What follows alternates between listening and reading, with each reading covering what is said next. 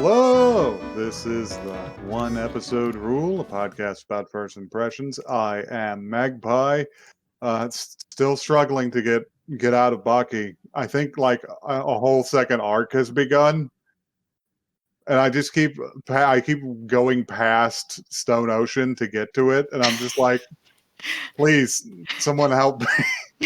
I want I want out.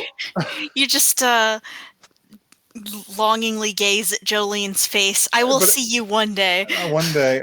Every time I try and get out, like Baki gets collapses from the residual poison from a fight from later, and then gets abducted to the People's Republic of China or something. Yes. Oh, you're about to go into the tournament arc. Wait, I thought you already did the tournament arc.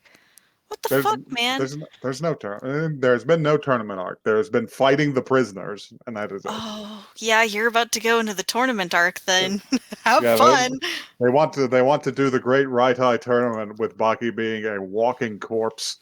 He'll get better.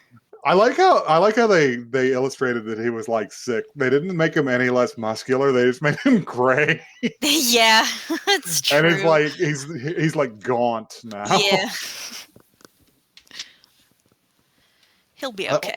And in the same episode, they introduced just casually that like Bigfoot type primates are like real in that episode, and they did nothing with it. They just ran into one, and he's just like, "Oh, hey, man, what's up?" Baki is too much. Baki is too much. Powerful. How have you guys been?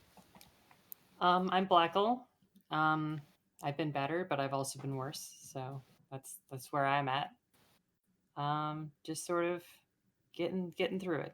How's everyone else doing? Yeah, hi. I'm Joey, and I'm doing fine. I'm just trying to finish up Sword Timber sometime soon. That's been my entire life. I did watch some anime. I did destroy my soul by finishing Kakegurui. But it's fine because I then revitalized myself. You can only go up from Kakegurui. So I did watch the rest of Eizouken as well. Hell yeah, you healed your spirit. My soul was restored. We also, a bunch of us watched Whisper of the Heart the other day. Oh yeah, that was fun. That's a good movie. A Studio Ghibli film with the most heart-wrenching rendition of Country Roads I have ever heard. Apparently, when you translate that song into Japanese, it acquires a melancholy that will destroy you. Yes. This is fine. It was a good movie. Otherwise, just sort of a cute film about like being young and the human condition and like romance. So, yep, good movie. Watch it. Also, it's got the original screen cap from Lo-Fi Beats to Study to. Yeah, in the middle of that, we just fucking marked out because we were just like, "Oh shit, it's all of us fucking lost our minds." Good times. Am I on the episode?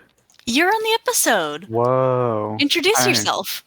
I'm Louie. Hi there. Joey, you forgot to mention that we also watched Futopia.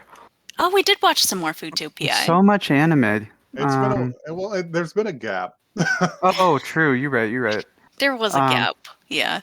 Yeah, we caught up on Futopia. I was also there for the Ghibli film. What else did I watch? I'm up to date on Jujutsu Kaisen, Chainsaw Man, and My Hero Academia, so come at me, Shonen Jump. Wow, we got an anime watcher here.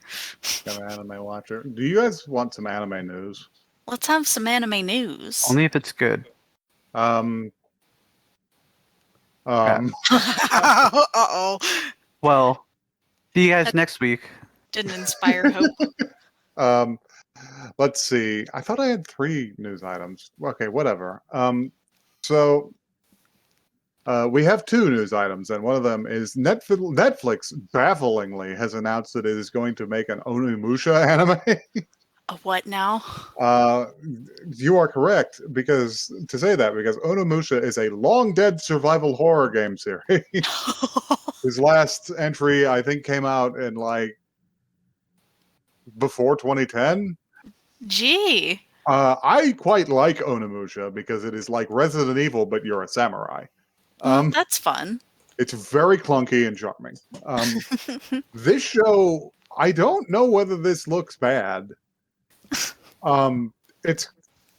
They're not basing it on anything other than like the very like broadest lore of the game, and it looks like it's going to star Miyamoto Musashi. That's fun. I mean, Netflix can be a little hit or miss with its series, but they did good on the Castlevania series, so... Well, they always say Netflix is making something, and that's not Yeah, correct, that's because what Netflix isn't making something; they're licensing something. Yeah. But yeah, it looks like it's going to use 3D models and drawn backgrounds. The models don't look bad, but I don't know. It could always. I haven't seen anything in motion, so it could always be dog shit.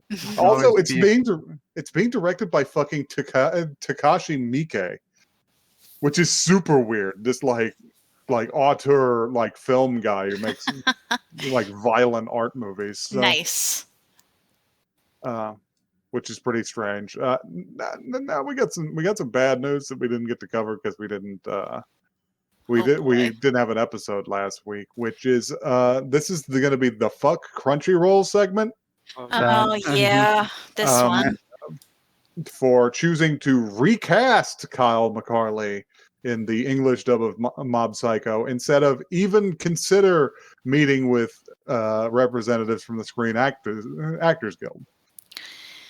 Yeah. It wasn't even, they weren't even talking about union rates for Mob Psycho. They were talking about it for like future productions, and instead of responding to him, they fired him. Basically. Yeah, it sucks real bad. It's complete dog shit. They're willing to just tank the quality of one of their dubs to avoid a union push. For one of their like most popular shows too. Like Mob Psycho's really like everyone lots of people like that. It won't affect me because I watch that in Japanese. Yeah, me too. But still, man. But it's fucked up and I hate it. It's bad to see. Okay, since I don't know where my third item went, you guys wanna play a little roulette? No. All right, load the gun. Give me a time number. to argue for 5 minutes. They keep threatening me like this isn't simple. It's very simple.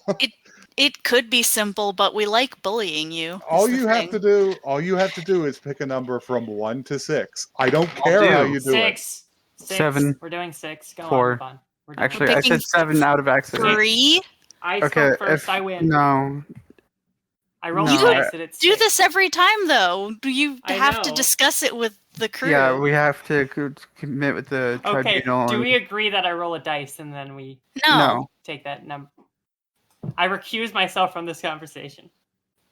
Okay, Louis, how are we picking this? Rock, paper, scissors. Yeah, rock, paper, scissors works. 1, 2, 3, go. What'd you pick? You tell me. I picked scissors. I have a gun. Okay, you pick. Okay. 6. Fucking Christ! All right. It sounds as though you coming up as Clippy on the side of the screen. Sounds like you picked 6. It does sound like that, don't it? Would you like to know what's behind door number 6? Yeah. We don't get a choice in the matter. It's Uncle from Another World. Oh no! Oh my god! Oh no! Oh wait, this is. I think I might have heard of good this. things about this. But this could actually be a potentially fun one. It's the reverse isekai. It's the came back from an isekai. Right. So, as a weirdo. So, yeah, let's find out about it.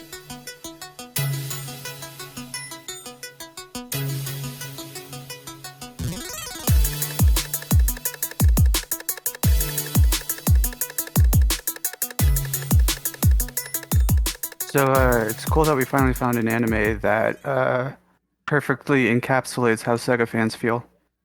It's true. This took me back. I also came back from another world that discovered that Sega had abandoned me. A man who has a Dreamcast in a crate in the other room Aw, that I'm so sorry. that I got from selling chocolate bars. Nice. So that's the era that I had that machine.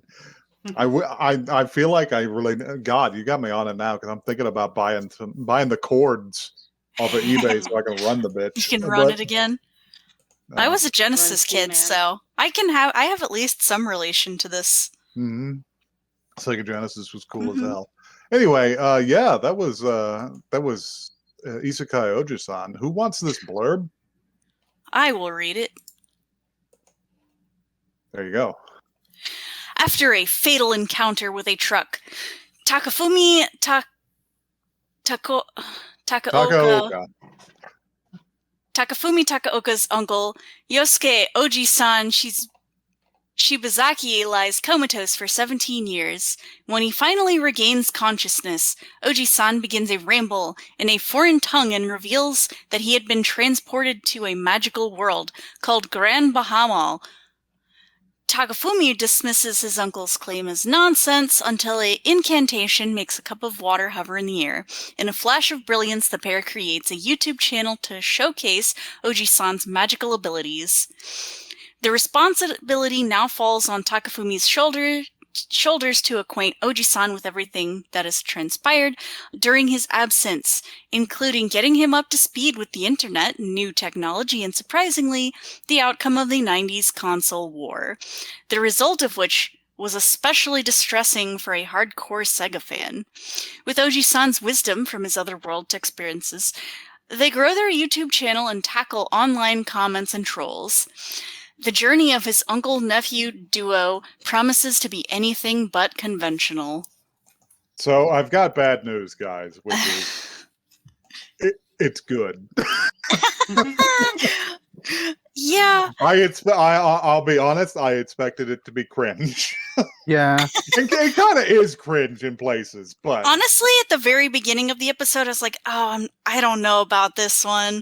But then, like, the more things happened, it gets progressively funnier over time. Like, they did funny jokes. That's the thing. I knew I was going to be into it the moment they showed the nephew walking into the hospital, and there's the angle of the bus coming behind him. Yeah, yeah. And it was son like of a bitch. I was going to talk about that. That was a good joke.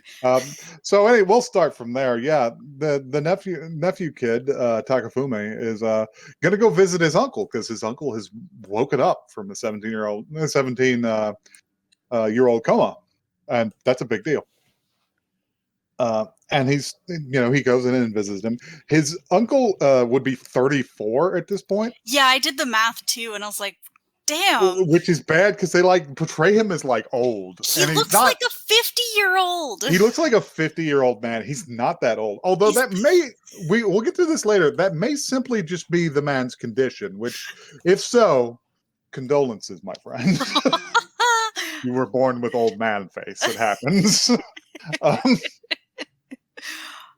Flashback to having never once been carded to buy alcohol in my entire life. Oh no.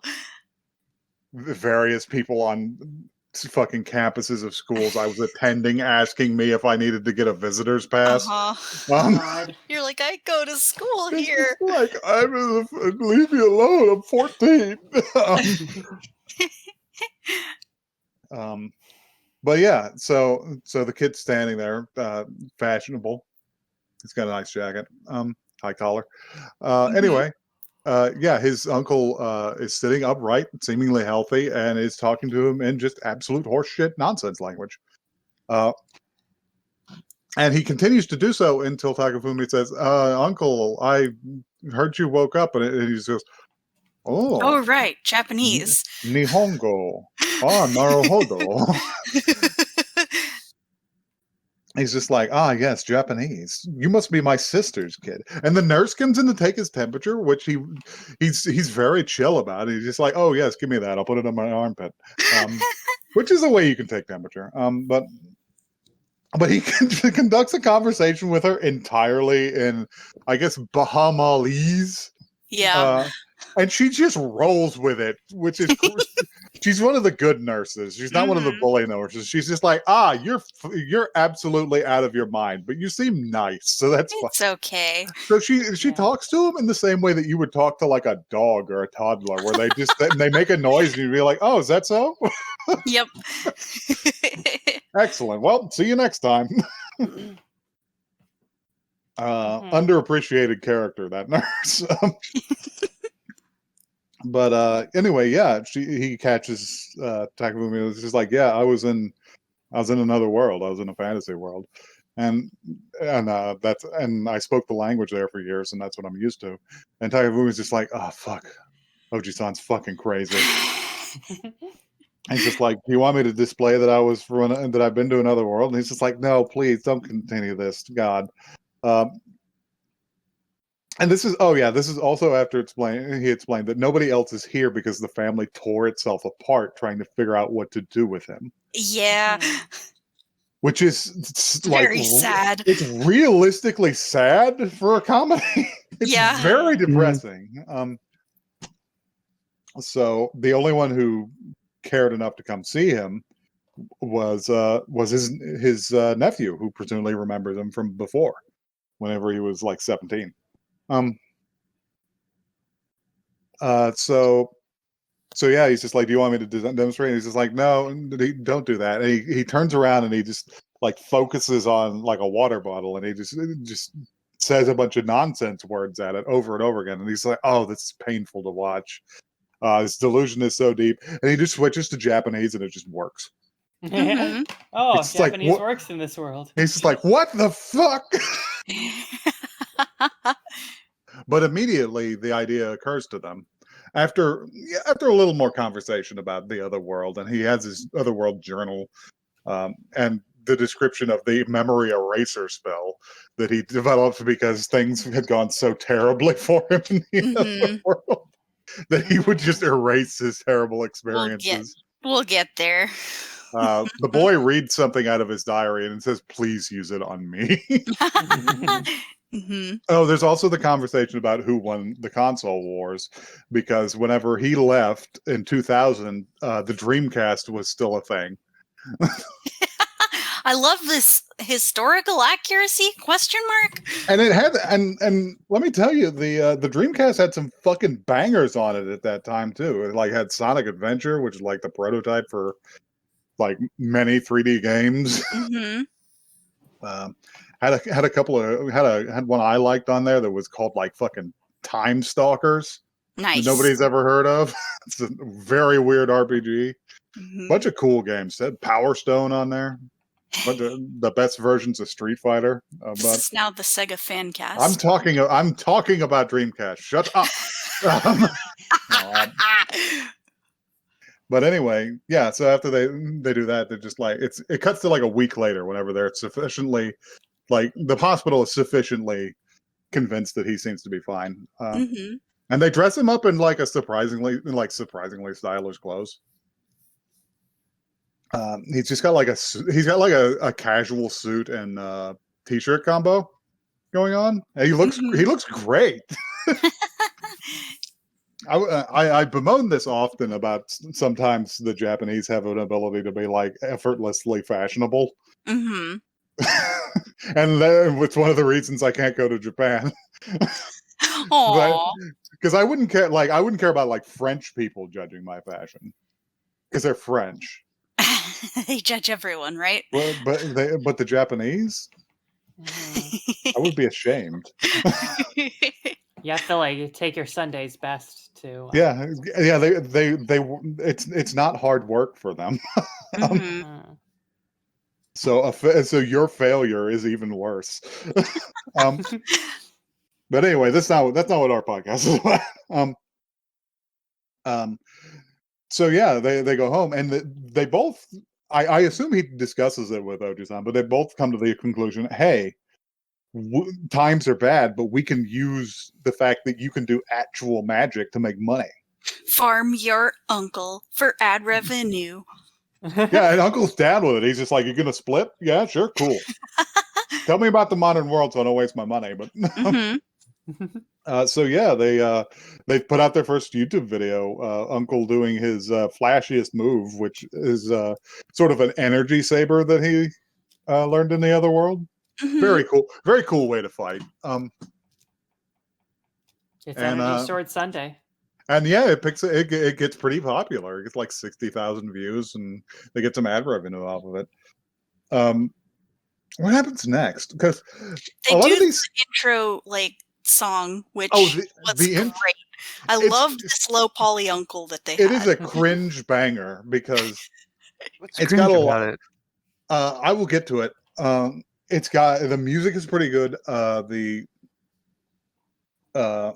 It's fun, like themed, even if it's a lot of things do the pixelized video game now, but it's still a pretty fun theme the way they do it. The cringe part is whenever they put low poly Oji-san on there, and they ran him through Miku Miku Dance. Yeah, What do you Because mean that was cringe? I absolutely I don't know loved if I would it. call that cringe. I think that would It take was was the amazing. part. it It was easily the best part. Yeah. it is easily the best part. it is possible for something to both be cringe and based. Yeah, I can accept that. Okay. Do you understand? Okay. Okay. As long It as we remi- all agree, as long as we can all agree that it was a banger. It was a reminded banger. me. It reminded me of those videos like the four Dios doing In Sync, Yeah, and the video of Hamura dancing to Levin Poco that was obviously made gun. in with the gun. That was obviously Yes. also made in Miku Miku Dance. yes. So that's where I'm coming from. But yeah, good intro. I didn't get to see the outro because Netflix just doesn't. Yeah, Netflix skipped They it for didn't me have too. one. It didn't seem like. Okay. But yeah, what's our next scene? Because all of these kind of blend together. So he is immediately talking about his life in the other world and like how he first got there, and he said everyone in there is beautiful, and they mistook me for a breed of orc. This is the thing that you don't think about. Just like all isekai are like video games or anime, and everyone is like preternaturally perfect. So that he, as like a semi-average Japanese man with a little bit of old man face, came off as like exceptionally ugly to them. Yeah, I was like, oh no, it's sad and realistic. Oh no, it's body image problems. The anime. Oh man. They did the shopping stuff. Oh yeah, and they were shopping online because Oji-san needs a phone, like to conduct his woke up from a coma business and shit. And if they're gonna do this YouTube thing, you need a phone number and you need you need a presence in the world. I like that they said the nephew was like, "Oh, that phone won't work because of the radio waves," and the uncle's like, "That's not what I want it for." And I'm just like, "What do you want it for?" What do you? He wants it. He wants it to flip it over and over again Yes. and to play don't Snake understand on this- it when he's in the John. Yes. This man went into a coma in 2000, right? So Yeah. he just wants what he always wanted, which is a cool cell phone. He wanted a cool cell phone because he left the world in the middle of the Cambrian explosion of cell phone types. Yeah. They had the fucking fold in half phones and the spin out to the side phones and the phones with gigantic keyboards. I miss those days. I wonder if there's anything in starting a company that just makes that shit work with new technology. Yeah. Modern apps and shit. Yeah. Or maybe not even apps, just make the phones themselves run as a first goal. Well, hey, if you go to Walmart, you can buy like flip phones that run Android that are like designed for older folks. Yeah, they still sell them, and they still work with modern stuff. It's just mostly flip out phones and not like spinny. They don't have like phones. a lot of the like really fancy stuff. Not the weird extinct phones. Yeah, like I've got a and, rant like, about rotate. this, but I'm gonna hold off on it. Okay.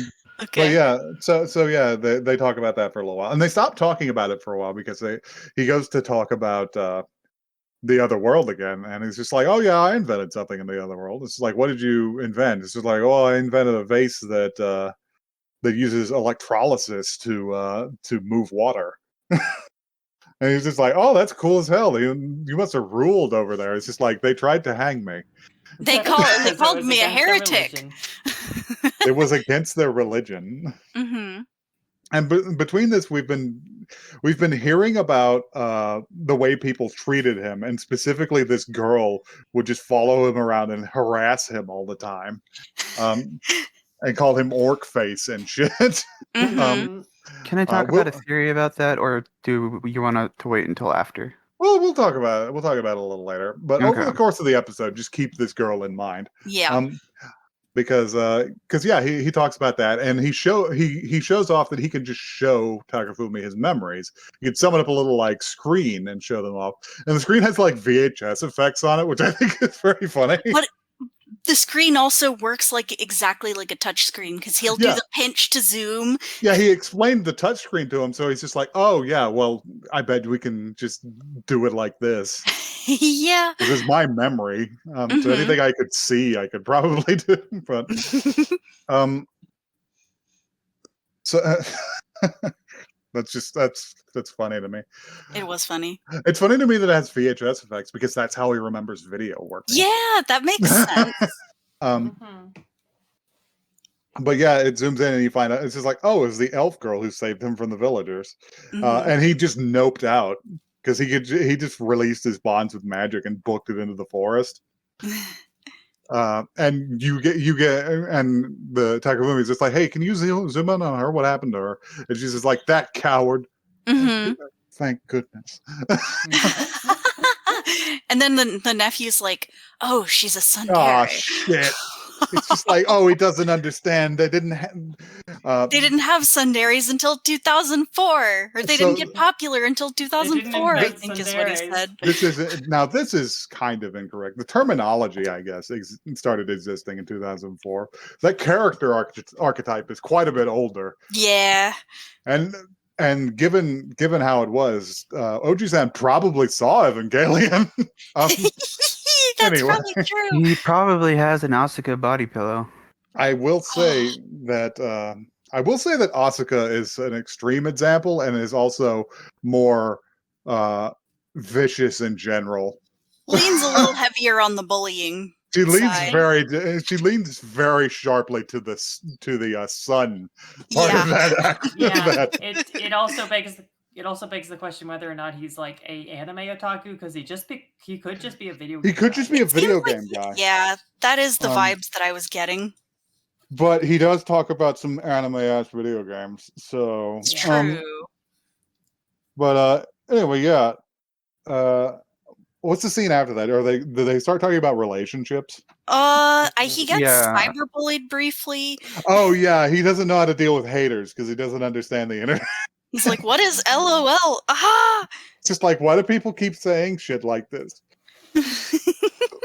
Like, why are they attacking me? Yeah. I didn't think people would be like this when I came home. Yep.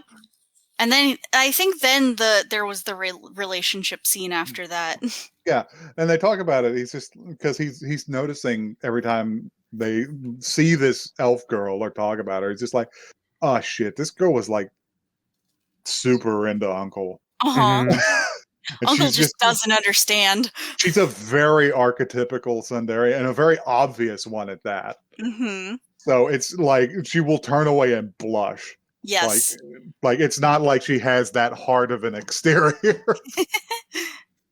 It's all just words for her. And he's completely oblivious to it. And they're just like, what do you know about relationships? He's like, oh, you want to talk about relationships, boy? It's just like, it doesn't really seem like your thing. I've lived for 30 years. I have experience. It's like, okay.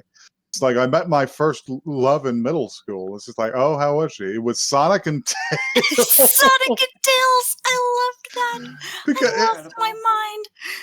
And he has a genuinely heartwarming recollection of him being like 8 years old and looking up at the CRT TV running Sonic like 2. I was just like, I loved Sonic 2 as well. I played that at my best friend's house. I think I did too. What the heck, man? It's like, do you have any experience with real people? And he's just like, oh yeah, of course. He's just like, I was classmates with blah blah blah. I forget her name. It's not not going to be on my anime No. list, but it's obviously a character from like Fantasy Star or something. Yeah, right. And he's just like, okay, this isn't working. Didn't you meet any girls? You meet any girls in the other world? And he's just like, oh yeah, sure. And he shows him another memory, and it's horrendous because This is such a sad scene. he kills a big like pig monster, like a pig ogre, and saves two brothers and their older sister. and their older sister, and she's beautiful, and he's just like, and they initially seem grateful, and he just holds out his hand, and then they just look on him with just horror. Like he's another monster. Like he's another monster. And she quietly whispers to her brothers, and they and pushes them behind her and just gingerly places her hand on his with just these blank dead eyes as they scoot around to the sides, and he's just like, yeah, I don't know what happened after that. I think some goblins pushed me off a cliff. Yeah. He's just like, we could probably pinch and find out, and his nephew's just like, no, I'm sure it was goblins. Yeah. It was her younger brother snuck up on him. Poor guy. What a miserable life. And then they do the shipping thing. Oh yes, they do the shipping thing. So during this conversation, an alert from eBay that the phone that he wanted the auction is ending. He's just like, oh shit, it's last chance to put a bid. I'm gonna put a bid, and he puts a bid, and as his finger is still holding the button down, his nephew's just like, what's the shipping? And it's just like, it's like 2,000 yen actually. It's like an additional like what, $20? Yeah, which is hilarious because I think he paid like $16 for the phone. And he goes and he just steps off the balcony like he's committing suicide. But then he runs out and looks over the edge, and he's just flying, and he's like, I don't have to pay the shipping if I pick it up myself. And he just fucking breaks the sound barrier on his way to some island in the Ryukyus. Yeah. And in 30 minutes, he's back, and he's got his phone. And immediately the kid's just like, oh, Naruhodo. Hey, you like these headphones? What about this couch? You learned how to pay without shipping. Uncle has free shipping forever now. Yeah. It just goes. But let's see. What's the scene after that? The scene after that is where they order a bunch of rice from Amazon because there is no shipping on it. And, yeah. And he's just like, do you have a knife? And he hands him this fucking ornate dagger. He's like, where the fuck did you get this? He's like, oh, out of here. And he just has hammer space. Yeah. He's got like a dragon killing sword in there and shit. That's where he kept his journal. He's got like all kinds of like gems and cool stuff. Yeah. He pulled out a bunch of gems, and he's just like, oh shit, we could sell these for shitloads of money. He's like 50 yen. It's like, what? I had them appraised. They don't exist here. They're worthless. What they are. This universe doesn't understand mermaid tears. It looks like plastic to them. Gems of the rainbow or something. They said it was Bakelite. Yeah. Bakelite would actually go for more. I have that actually. Yeah, old Bakelite jewelry is pretty cool. Yeah. We have to stop, or I'm going to start talking about how cool Bakelite is. Uh-oh. Just like, did you know the fucking Soviets made their gun parts out of it? It was sick.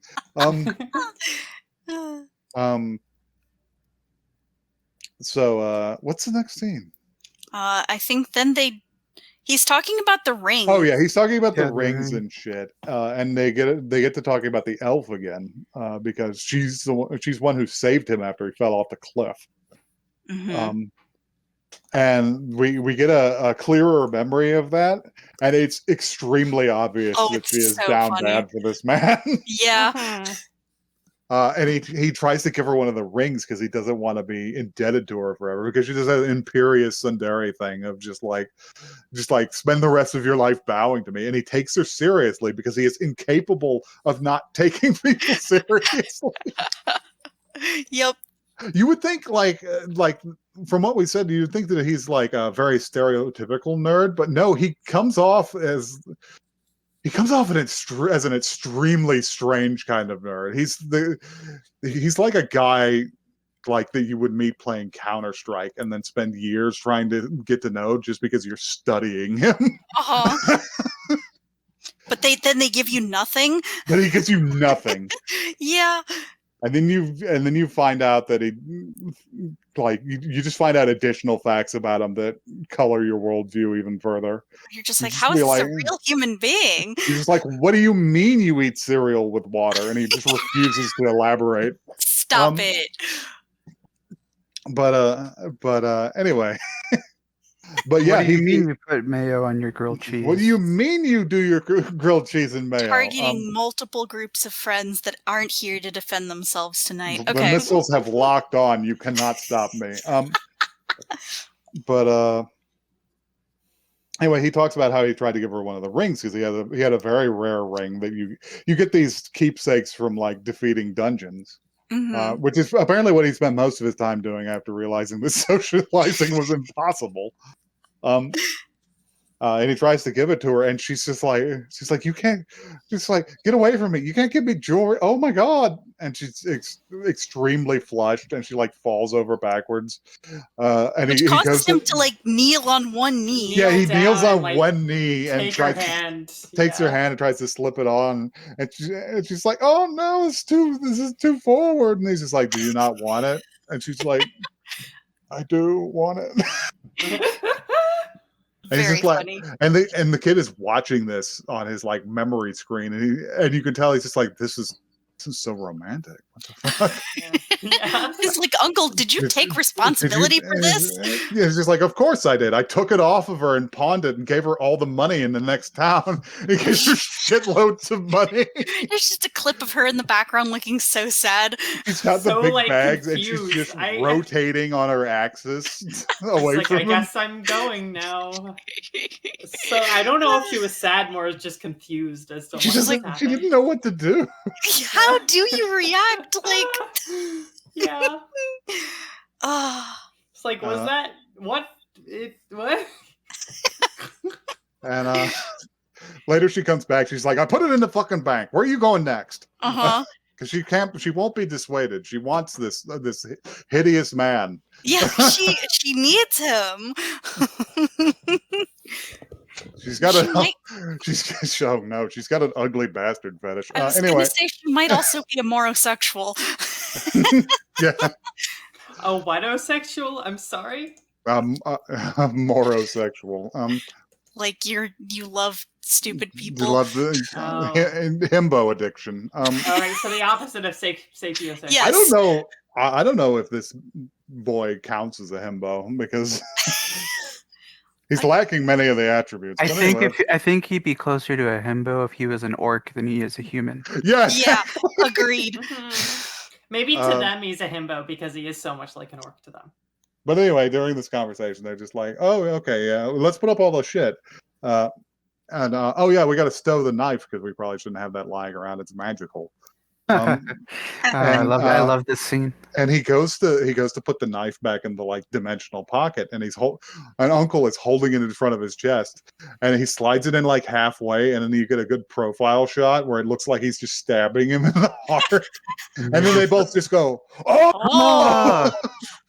And the next video is just I'm alive, and he's got the knife halfway in him. It's very funny. It's very good, and that's basically the end of it, right? Yeah. And then we enjoy some like fucking King of the Hill ass music as we get the outro. Did anyone else notice that? I didn't get to see an outro. No, I didn't get an outro at all. When they're walking around outside and they like it's just there was a bit of that music. It was great. There was a bit of that. Oji-san being like simply stylish in the manner of a fucking Games Con presenter. Yeah. Yeah, he's wearing the game dev marketing guy uniform. Oh my god, he is. But brackets Japanese version, so it's not as irritating because it's not a big stupid graphic tee. So yeah, what do we think about this? I have some thoughts initially, which is I'm going to point out before we start talking about how funny this is. Okay. Which is, let's I hear. really liked the lines in this show because the line art is drawn with a thick, like, pencil.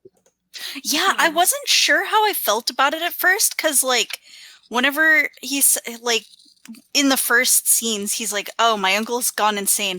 They do this thing where they will cross hatch their face to show that they're like, and their face will get like more simple. I was like, I don't know about this, but it grew on me.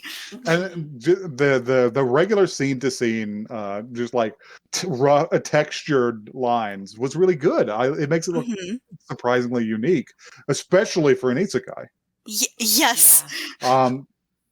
Also, I will say it. The elf girl is my type. Uh-oh. I have a well-documented love of trash girls.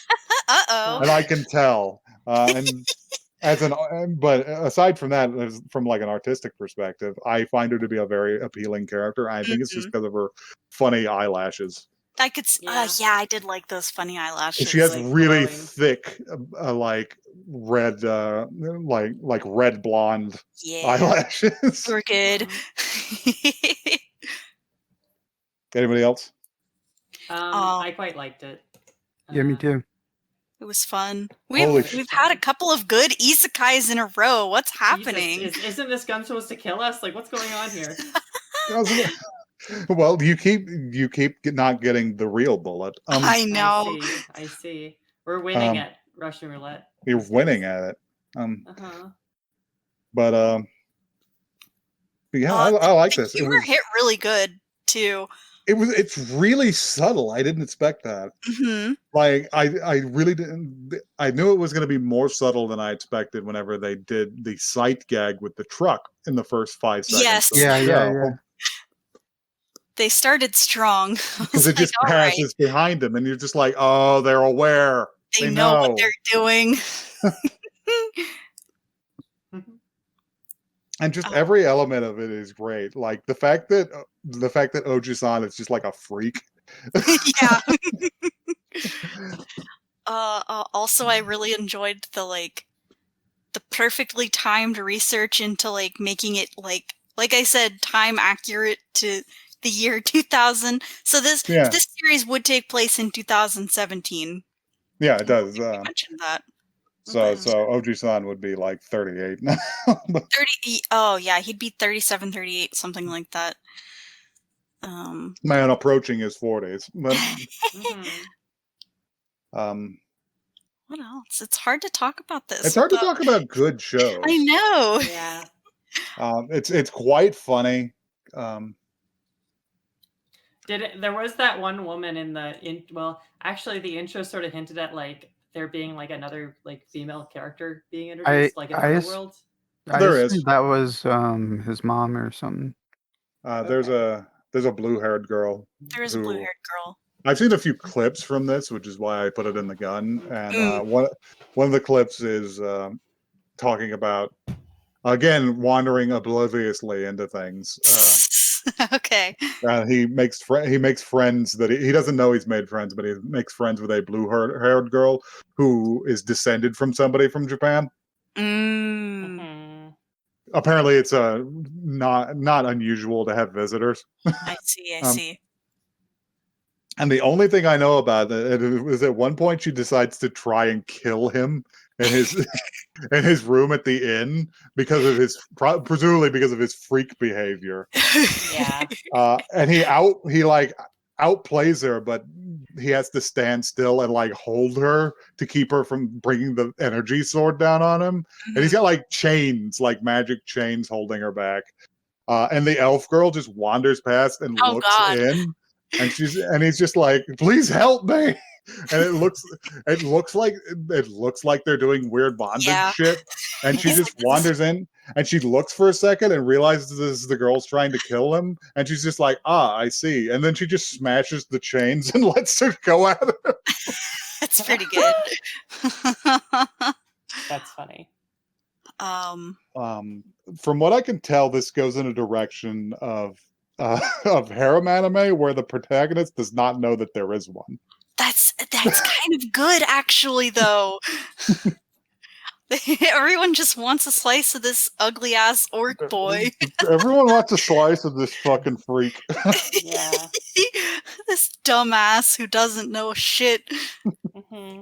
You know what's funny is this is like weirdly kind of a mix with your boy. What's his name again? Boy Your boy Kong Kong Ming. Ming. Yeah, because like it's the same kind of like reintroduce me to the modern world, like less extreme, of course. Yeah. Not even They 17 both years, but- adjust pretty well too. Yeah. I mean, Kung- he's more understandable because it's only been 17 years, right? Like, Yeah. It's not, yeah. Like if you think, like it sounds like a lot, but if you think about it, it's like, oh, the world wouldn't look that different, especially Yeah, like- Japan, which doesn't change. He's still like, of course, he knows what the internet is. Like, he knows what cell phones are. Like, it's Like not, the internet existed. Like Mhm. yeah. he's not his problems are going to be cultural. Yeah. Mhm. It's funny because Kong Ming is so much more suave than he is like Oh yeah. where he is one end of the like connecting with people spectrum. Kong Ming is like the complete opposite end of like Mhm. completely instantly connecting with everyone sort of deal. Yeah. And again, it's always interesting to get like Well, the older character protagonist. Well, what would you expect from Zhuge Liang, fucking courtesy named Kong Ming? You know he's got to be suave as hell. Brilliant statesman and military strategist. Yep, correct. Also a sick rapper. Yeah, apparently. Did you watch more of that? Not yet. Okay. I Okay, just saw here's the the. YouTube team. I mean, that does lead us into would anyone watch more of this one? Yeah. Yeah, I might, yeah. it's funny. I like it. Like Yeah. it, it's definitely got legs until a joke like goes flat. Yeah.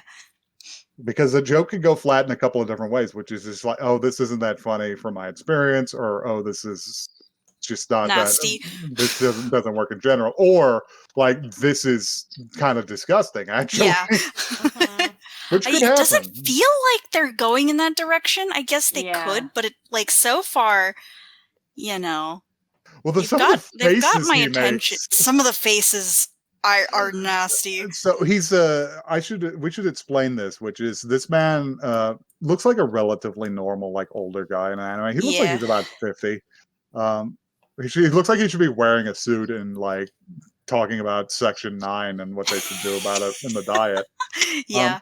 But he wears these fucking Gendo Ikari glasses that are always reflective, so you can't see his eyes. His nephew does too. It's And funny. it's a similar trait for both of them. But so when he like smiles and shit, it makes him look so threatening. But they also like draw his individual teeth and stuff. Like, Yeah, that's why. That's one of the things. oh He looks so threatening. yeah. You know, maybe it's not that he was an average Japanese man in the other world. Maybe it's just this shit. Maybe. If they gave him a makeover, like just like, hey man, like don't do that expression. It creeps people out. Yeah, we'll give you a haircut. We'll you know. We'll just style it, maybe tie it back. Yeah, one day, exactly. Let's see. I know one of the things that he does do that might fall flat, which is, I guess, spoilers. At one point, they get the idea that he should become a VTuber Oh no. because he absent-mindedly reveals to the kid, the nephew, that he can shapeshift. Oh no. So Uh-oh. he does his VTuber personality is the elf girl. Oh. It just changes into her, but and the only reason you can tell the difference is that she's wearing glasses because he has to have them to see. My God. This is shocking content. It's shocking. So who knows? I would be interested in watching more. When you reach for humor, you do run the risk of fucking up. So, Yep. It's true. but yeah, I'd watch more of this. I would. Me too. Yeah, me So, too. so anyway, listeners, if you would like to tell us about your time in the other world, then you can Citation do needed. that. Yeah, you can do that at oneepisodecast@gmail.com. That's one the word, not the number. You can also tweet us because we have the technology. Tweet us from your flip phone even. Yeah, please don't forget to attach a video of you levitating a bottle of water. Just Exactly. do @OneEpisodeCast. You We can will tell not us. listen otherwise. We can debate. We can debate about your sleep paralysis demon being a tsundere. Tell us your favorite Sega game. Did anybody else play Time Stalkers? Please, had a Magpie's big- desperate. It had a big lion man in it.